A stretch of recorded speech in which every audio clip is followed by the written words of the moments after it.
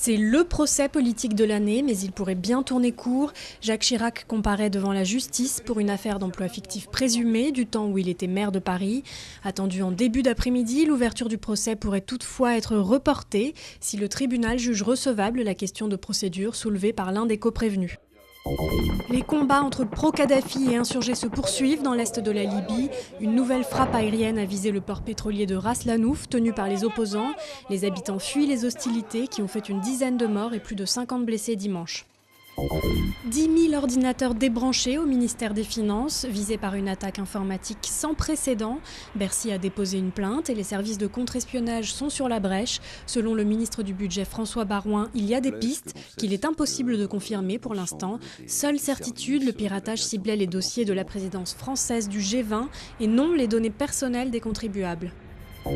Dernière échéance électorale avant la présidentielle, la campagne des cantonales des 20 et 27 mars démarre aujourd'hui.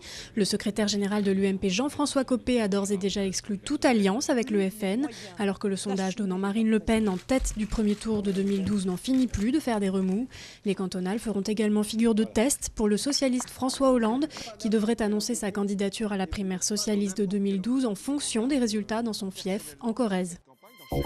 Le Brésil et son carnaval sous les feux de la rampe pendant une semaine. Le traditionnel défilé a ouvert le bal hier soir à Rio, avec un hommage rendu à la ville choisie pour accueillir les Jeux Olympiques de 2016.